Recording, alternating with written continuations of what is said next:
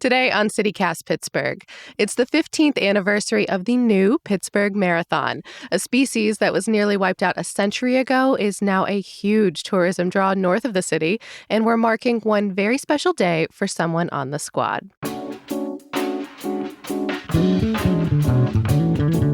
It's May 5th, the Friday News Roundup. I'm Megan Harris, and here's what Pittsburgh's talking about.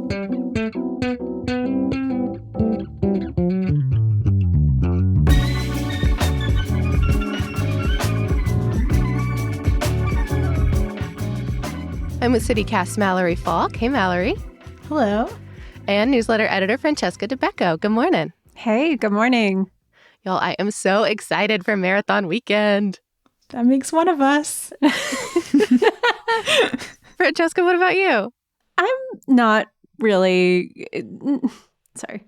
Fine. Mallory, are you on the route or something? Because, I get why Francesca's lukewarm, but I don't know why you hate it so much.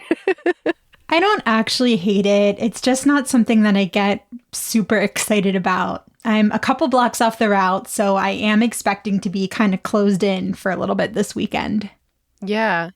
Francesca, I know you're not on the route anymore. Have you ever watched the marathon or gone to one of the parties or anything? Honestly, no. It's not my type of parade, I guess you could say. It's a good way to compare it, yeah. But Megan, what do you love so much about the marathon? Well, first of all, I love the fitness. I love the fitness. But also it affects so many people in our city. True. I mean, if you think about it this way, it's the biggest and most sprawling party we have all year long. And it has to revolve around running. That's what bums me out. Because it's 26 miles. It's over 14 neighborhoods, 35,000 participants this year. That's runners, walkers, and cyclists. Cyclists are for the folks of different abilities that want to participate. And typically 300,000 spectators over all those races. Is that not the entire city of Pittsburgh population? By comparison, yes. Although, of course, it's not every city dweller that does it. It's a ton of out-of-towners. It's the suburbanites flooding in. But yeah, I think it's super cool. So is this considered a good course, a good race, something that people would want to travel in from other spots to do? Kind of depends on your metric for that. And of course, here, the course changes every year. That's sort of unique to Pittsburgh. Not every city does that. Why does it change? Because something here, you'll be shocked to hear this, is always under construction. Yeah, right. I should have assumed. There's some really interesting rules around it. I got to sit on a planning meeting several years ago, but you can't block two sister bridges, for example, not even for a few hours. You can't block a bus route. You can't cut off EMS access. And you, of course, have to have official certification from the running organizations to make sure that the course is exactly 26.2 miles from beginning to end, because we're a Boston qualifier now, which is super cool, but it means that we cannot screw anything up, down to the millimeter. Wow, that is so much intricate planning. Megan, I'm going to call you out. You did a story for WESA that talks about how they do that math. It was really cute. I don't know if they still do it that way, but at the time, I thought it was just so neat. There's literally one guy on the team who rode his bike directly into traffic, breaking a ton of laws, cutting every corner, the entire route, multiple times, including really dangerous spots like the West End Bridge. That little crew of people literally spends months, sometimes years, getting every detail exactly right for people. Wow. Okay, so Megan, you're nerding out. I need you to explain to me, I understand why somebody would want to run a marathon. It's a desire I've always wished I have, but I just don't. I get how if you have someone important in your life running, that it's really fun to go out and cheer for them. But the piece I don't understand is if you really have no connection to it, why would someone want to watch? I'm thinking about all the time I spent in New Orleans where there were parades where when you went out, there were brass bands playing, you wore an elaborate costume, there was glitter, there was sequins, everyone was participating. And this just seems like you go stand on the sidelines and watch people in spandex. I mean, kind of, but they have sequins, Mallory. They have glitter. It's not enough. If we're comparing to New Orleans, though, there is a lot less booze. Some parties definitely believe strongly in having a solid buzz before the starting gun. There'll be bands like out there blasting or under like it's just really cool to see every part of Pittsburgh come together in these different ways, cheering for complete strangers to do a really like on its face, like sort of like weird challenge. Like who needs to run that long? But we do. Humans are weird. Where do all these people go after? I imagine they're hungry. I mean, that's the idea. The whole race, no matter what you run, ends at the point, and people disperse from there. But Visit Pittsburgh estimates a downtown economic impact of over $100 million. Wow. That's They over need it. that's over a big stretch of time. That's not single year, but still, like that's a lot of money that comes Yeah. into our city because of this. Okay, so you've sold me on this a little bit. I'm interested to see how my new neighborhood turns out for the marathon. Maybe if there's a big celebration, I'll join in. But if you aren't running or partying and you are headed downtown, is there anything to engage with? Yeah, there's an expo actually. So it's like I'm gonna wager like several dozen vendors, and it's free to go to at the convention center. So if you are interested in new running socks or trying some of the gummy gels, or just want to wander around with your fellow Pittsburghers and look at like somewhat discounted exercise gear or like funny takes on Pittsburgh sayings on T-shirts, they have a ton of stuff that you can dig into there, and a lot of specials sometimes in the cultural district for people that show their medal or their race bib on race day. And if you hate all of this, don't forget to check the route because you can get trapped. Yeah, it just depends on your neighborhood. Definitely look because all of that stuff is required to be posted. It would already be up today. So make sure if you want to avoid everything, you either stay in bed and have supplies at home or you get the heck out of Dodge very early in the morning. We'll have the race information posted in our show notes.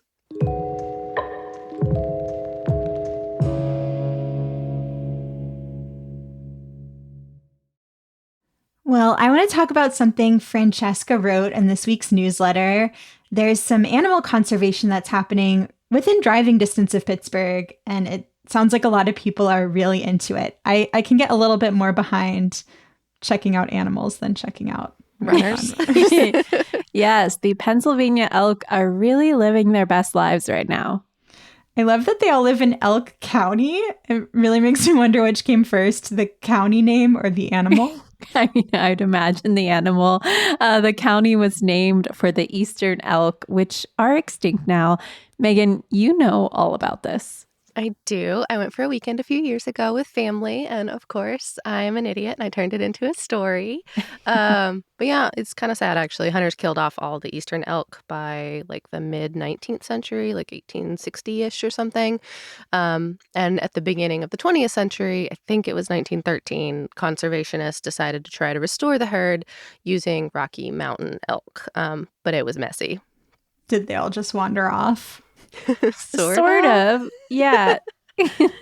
They were just dumped off of trains and ate up crops from nearby farmers. Then they tried to introduce hunting, but too many got killed and it just didn't really go well for a long time. Yeah, until the late 90s. The state designated some fields and planted like really good food crops for the elk, and they regulated a very expensive lottery system for hunting. Yeah, they had 300 in 1997. And like 1,400 today. Yeah, there's been a lot of growth. And right now, and especially towards the end of May and beginning of June, you can see the babies. Baby elk? Yes, the calves. Boys are bulls and the lady elk are cows. I was really confused until I realized this. Yeah, thousands of people go to Benezet, Pennsylvania, or Elk County to see all those babies in the spring and the mating in the fall. High season, I guess, is towards the end of the month, like Francesca said. But since it's such a small town, we thought we'd talk about it now because you need to make reservations now to be able to see them later. Is there a lot to see there? Really, really, really big animals with enormous antlers making funny noises and fighting sometimes. But there's more to hear. Megan, you heard them. What's it like? Yeah, let me play it for you. This sounds a little bit more like what I heard around mating season in the fall, but I think you can hear stuff like this all year long. This is from National Geographic on YouTube.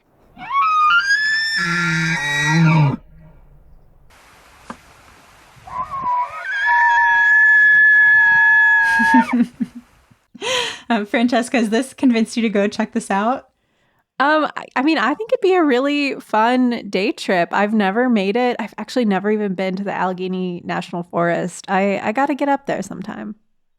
And Francesca shared a bunch of viewing guides and scenic drive maps from the state. It's got a bunch of great ideas for ways to spend your time if you're interested in this, including some really handy no-nos. There was one in particular that I could not stop laughing at. Yeah. It said, do not name elk. Characterizing elk or any wildlife by naming them degrades their wild essence.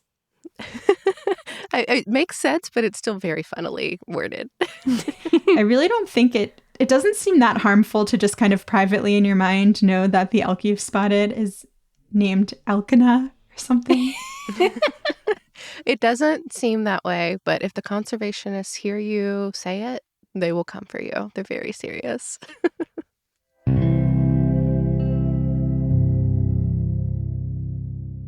So last today, Francesca, you have a personal story to share. I do. So today, Friday, May 5th, is a really big day for me. I've mentioned it a time or two on the show, but when I was 16, I was diagnosed with an inoperable brain tumor. And today marks a whole 10 years since that day flipped my life upside down. A decade I've lived beyond what I thought I'd get. And we're very grateful for every one of those days. Oh, that's so sweet, guys. I mean, honestly, being reflective on this day is really important to me. I'm just so thankful I get to work with you guys and to be able to tell stories in the city that I love. I'm so grateful that I get to connect with my Hey Pittsburgh newsletter readers every day in the inbox. It just means so much to me because, when I was going through this battle at such a pivotal age, when people are figuring out what they want to do with their life and who they want to be, I sort of had to put everything on hold and just focus on surviving each day. But I always wanted to be a writer and a storyteller, and the fact that I get to live this reality today, it's just a dream. Yeah. Yeah. Well, and speaking of some of those wishes coming true, there is a story here as well. Francesca, you never cease to bring some news into the story. Yes, I am going to put a news spin on it. So there is a wild coincidence today that I just love. Today is also the anniversary of an organization very near and dear to my heart, Make-A-Wish Greater Pennsylvania and West Virginia. If you aren't familiar, Make-A-Wish grants wishes to children aged 2.5 to 18 who are facing critical illnesses. And today they're celebrating 40 years of making life-changing wishes come true.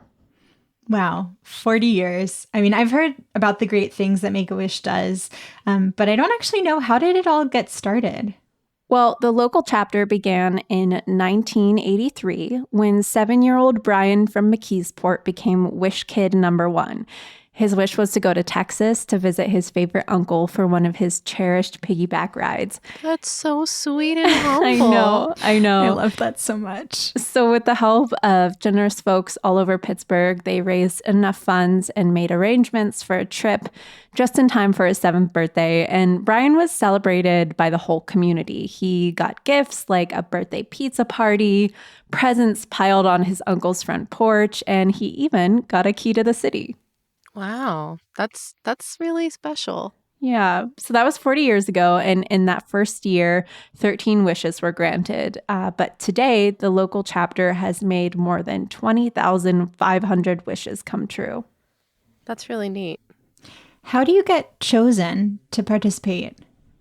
Yeah, so anyone can refer a child, but it's up to their doctor to determine if they qualify.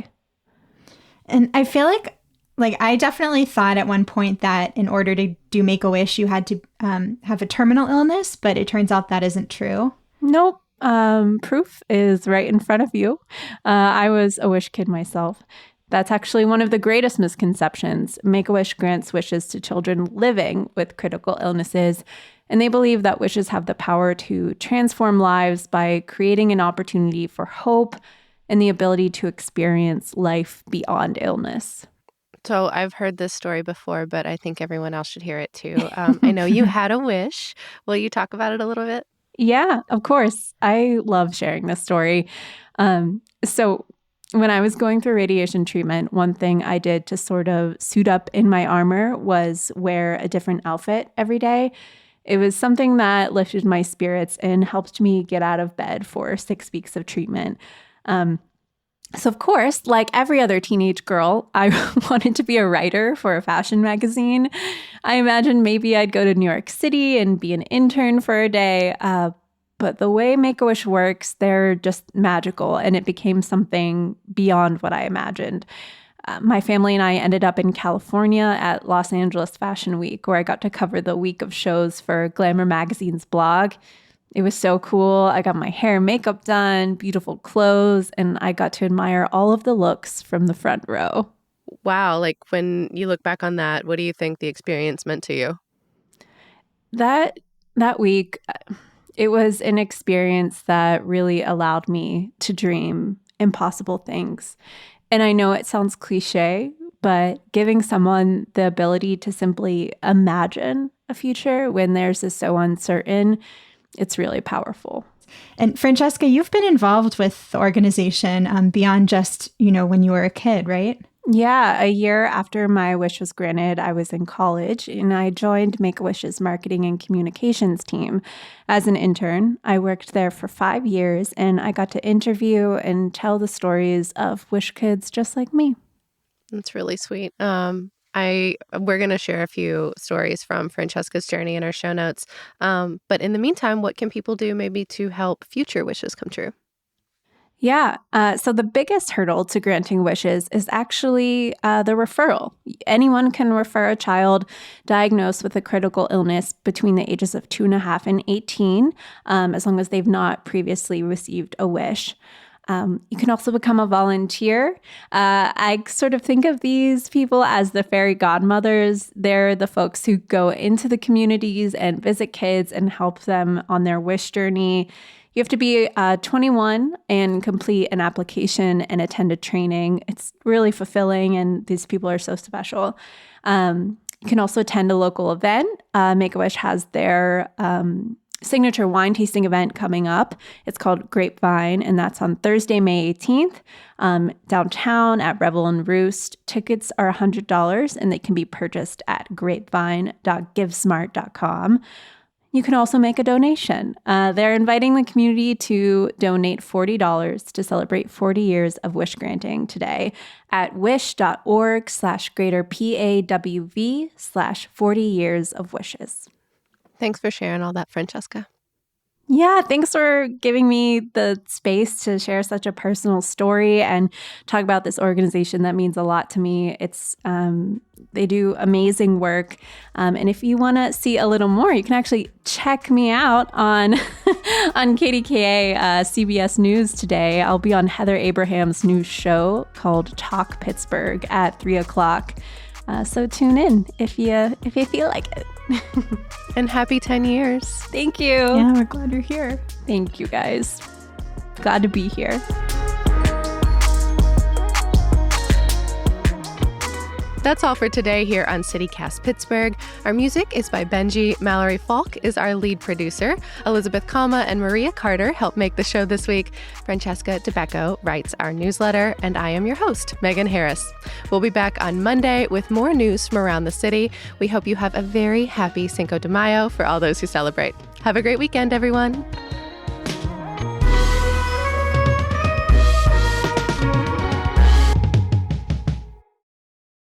Stop judging all my movements.